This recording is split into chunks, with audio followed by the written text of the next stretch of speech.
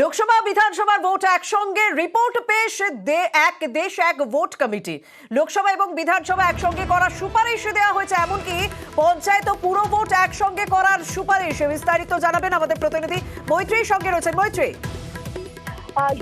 আজকে রামনাথ কোবিন্দ হেডের যে বিশেষ কমিটি তৈরি করা হয়েছিল, সেই কমিটি আজকে রাষ্ট্রপতি দ্রৌপদী মুর্মুকে 18,626 পাতার তাদের এই রেকমেন্ডেশন জমা দিয়েছেন এবং সেই রেকমেন্ডেশনে এক দেশ এক ভোট নিয়ে তাদের রেকমেন্ডেশন রয়েছে। সেখানে বলা হয়েছে যে একেবারে লোকসভা ভোটের সঙ্গে বিধানসভা ভোট করানোর কথা বলা হয়েছে এবং শুধু তাই নয়, পঞ্চায়েত এবং পুরসভার ভোটগুলি এই দুটি ভোট হয়ে যাওয়ার পর তার 100 দিনের মধ্যে যাতে করা যায় তার রেকমেন্ডেশন দেওয়া হয়েছে এবং তার জন্য প্রয়োজনীয় কনস্টিটিউশনের বদল সেটারও কিন্তু কথা বলা হয়েছে। এই রেকমেন্ডেশনে 191 দিন ধরে তারা এই রেকমেন্ডেশন তৈরি করেছেন, অর্থাৎ 2রা সেপ্টেম্বর 2023 এই কমিটি তৈরি করা হয় এবং তারপর 191 দিন ধরে এই কমিটি একাধিক বৈঠক করেন এবং তারপরে 18,000-এরও বেশি পাতার এই রেকমেন্ডেশন কিন্তু আজকে রাষ্ট্রপতি দ্রৌপদী মুর্মুর কাছে জমা দেওয়া হয়েছে।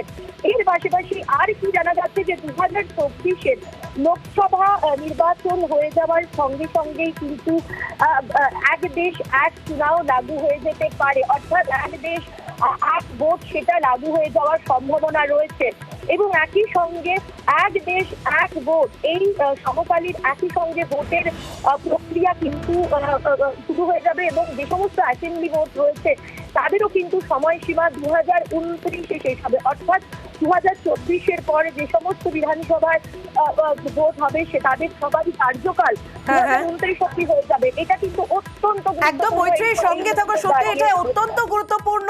লোকসভা নির্বাচনের ঘোষণার আগেই রাষ্ট্রপতি দ্রৌপদী মুর্মুর কাছে রিপোর্ট জমা দিলে এক দেশ এক ভোট নীতি কার্যকর করার লক্ষ্যে নরেন্দ্র মোদী সরকারের যে কমিটি গড়ে দিয়েছিল সেই কমিটি।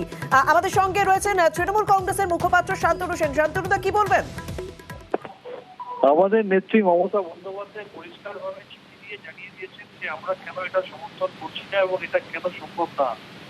ভারতবর্ষের যে সার্বভৌমত্ব রয়েছে, ভারতবর্ষের বিভিন্ন রাজ্যের যে ভৌগোলিক রাজনৈতিক পরিকাঠামো রয়েছে, বিভিন্ন সময় যে নির্বাচনের পরিকাঠামো রয়েছে, সেটা কখনোই একসাথে করা সম্ভব না। আসলে কেন্দ্রের শাসক দল তারা চাইছে যে একটাই দেশ থাকবে, একটাই দল থাকবে, একটাই নেতা থাকবে, একটাই ধর্ম থাকবে। এটা ভারতবর্ষের সংবিধানের সম্পূর্ণ পরিপন্থী। তাই আমরা এটা বিরোধিতা করেছি, আমাদের নেত্রী মতামত জানিয়ে দিয়েছেন, আমরাও এই মতামতেই স্টিক করে আছি। এই রিপোর্টে একটি কথা বলা হয়েছে যে 2029 সাল থেকে এটা ইমপ্লিমেন্ট হবে, অর্থাৎ 2029-এর আগে যে রাজ্যে বিধানসভা ভোট হয়ে গিয়েছে মানে সেগুলো কিন্তু তাহলে বাতিল হয়ে যাবে। সেক্ষেত্রে আপনারা কি ভাবছেন? সমস্ত কিছুটাই ঝুঁকলাবাজি রয়েছে। আপনারা জানেন যে উইমেন রিজার্ভেশন বিল আনছে, নিয়ে বলছে 2036-এর আগে সেটা চালু করা যাবে না।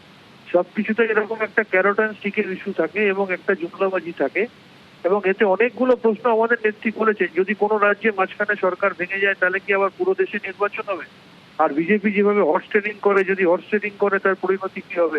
কোনো রাজ্যে কেউ যদি মুখ্যমন্ত্রী মারা যান বা কোনো কিছু অনাস্থা হয় তাহলে বাকি দেশের কি হবে? এরকম নানা রকম প্রশ্ন যেগুলো যুক্তিসঙ্গত, যেগুলো সাংবিধানিক, সেই প্রশ্নগুলো তুলে আমাদের নেত্রী মমতা বন্দ্যোপাধ্যায় ইতিমধ্যে চিঠি দিয়ে জানিয়েছেন এবং আমাদের স্ট্যান্ড সেটাই। ধন্যবাদ। আমরা কথা বললাম তৃণমূল কংগ্রেস মুখপাত্র শান্তনু সেনের সঙ্গে। মৈত্রী, তোমার কাছে আমি একটুখানি বিষয়টা পরিষ্কার হতে চাইবো যে এই যে কমিটির রিপোর্ট জমা দিলে এর পরবর্তী পদক্ষেপগুলো কি রয়েছে এবং এই কমিটি যে রিপোর্ট দিয়েছে সেই রিপোর্টে কিছু ইম্পর্টেন্ট পয়েন্ট যেগুলো সেগুলো যদি আমাকে একটুখানি বিস্তারিত জানাও। দেখো সমীক্ষা, এই যে কমিটির রিপোর্ট, এই কমিটির রেকমেন্ডেশনের মোট কটা রেকমেন্ডেশন রয়েছে তার মূলত 4টি রেকমেন্ডেশন। প্রথম রেকমেন্ডেশনের 2টি পার্ট রয়েছে।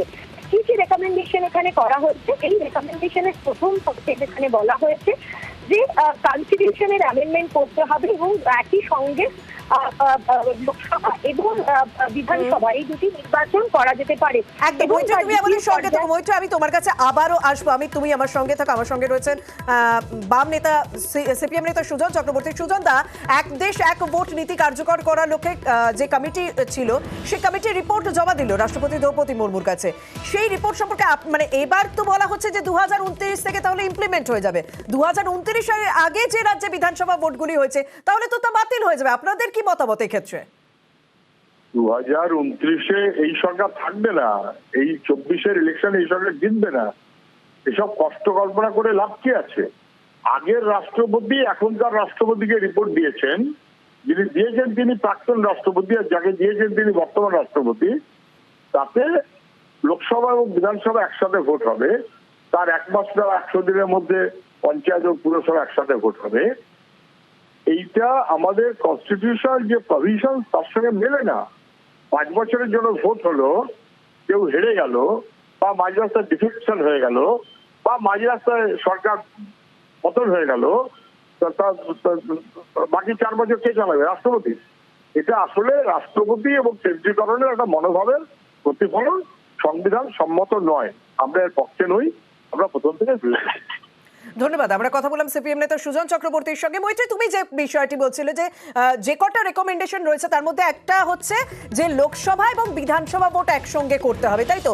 আর কি কি বলা হয়েছে? এবং দেখো, এর পাশাপাশি যেটা বলা হয়েছে, এবং দ্বিতীয় স্টেপ অর্থাৎ মিউনিসিপ্যালিটি এবং পঞ্চায়েত ভোট, এই দুটি ভোট কিন্তু এই লোকসভা এবং বিধানসভা ভোট হয়ে যাওয়ার 100 দিনের মধ্যে করতে হবে।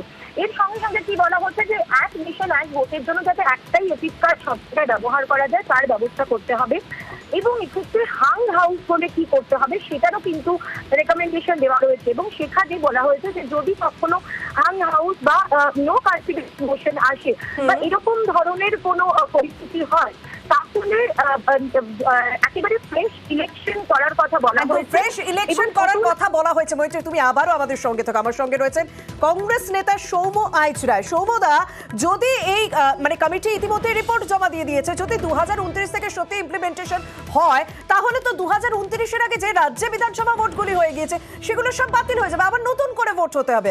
আপনাদের কি মত এই ক্ষেত্রে? দেখুন, কেন্দ্রীয় সরকার, বিজেপি পরিচালিত কেন্দ্রীয় সরকার ভারতবর্ষের সার্বভৌমত্ব, ভারতবর্ষের সংবিধান, ভারতবর্ষের যে ফেডারেল স্ট্রাকচার সেটাকে ধূলিসাৎ করে দিতে চাইছে। তারা চাইছে one nation one vote, one leader one party. Autocratic চিন্তা ভাবনা থেকে মানুষের এই যে স্বৈরাচারী মনোভাব, একটা দলের একটা এত বড় স্বৈরাচারী মনোভাব গণতান্ত্রিক পদ্ধতিতে ভারতবর্ষে নির্বাচিত হয়ে এসে অগণতান্ত্রিক কাজ করার নিদর্শন আমাদের দেশে এর আগে কেউ কখনো এই ধৃষ্টতা দেখাতে পারে। পঞ্চায়েত নির্বাচন, পৌরসভা নির্বাচন, লোকাল বডির নির্বাচন বিভিন্ন রাজ্যে বিভিন্ন সময় বিভিন্ন টাইমে হয়। এই একটা অস্থিরতা সৃষ্টি করার চেষ্টা করছেন, এবং এই অস্থিরতার মধ্যে দিয়ে মানুষকে বোঝাচ্ছেন যে আপনার আর কোনো ইস্যু নেই, জীবন জীবিকা, চলাফেরা, খাওয়া দাওয়া, টাকা, বেকারি, কোনো ইস্যু নেই। শুধুমাত্র আপনি এটা নিয়ে মেতে থাকুন, আর কোয়েশ্চেন করবেন না কেন্দ্র সরকারকে 10 বছরে আপনার দেওয়া কি কি প্রতিশ্রুতি দিয়েছিলেন, কি মানুষ পেল, what is your performance, what is your delivery. জিজ্ঞাসা করে যে জিজ্ঞাসা করলে তাদের মুখোশ খুলে পড়বে, তাই সেটাকে ধামাচাপা দেওয়ার জন্য গোল পোস্ট পরিবর্তন করছে। দুর্ভাগ্য ভারতবর্ষে যে এরকম একটা সরকার ভারতবর্ষকে পরিচালনা করছে। বেশ, ধন্যবাদ। আমাদের সঙ্গে রয়েছেন বিজেপি নেতা শ্রমিক ভট্টাচার্য, সাংসদ। শ্রমিক দা, প্রত্যেকেই বলছেন, তৃণমূল, বাম, কংগ্রেস প্রত্যেকেই বলছেন যে এটি স্বৈরাচারী মনোভাব কেন্দ্রের। ওয়ান নেশন ওয়ান ভোট, এই বিতর্ক, এই দাবি আজকে নতুন কিছু নয়।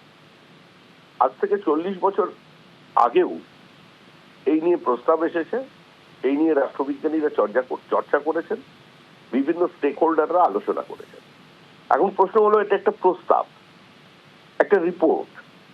সেই রিপোর্টে প্রত্যেক রাজ্যের মুখ্যমন্ত্রীর সঙ্গে কথা বলা হয়েছে, সিনিয়র অ্যাডভোকেটদের সঙ্গে কথা বলা হয়েছে, প্রাক্তন বিচারপতিদের সঙ্গে কথা বলা হয়েছে, এবং সমাজের বিভিন্ন স্তরের মানুষ, অর্থনীতিবিদ, পলিটিক্যাল সায়েন্টিস্ট, সকলের সঙ্গে কথা বলা হয়েছে বলে একটা রিপোর্ট পেশ হয়েছে।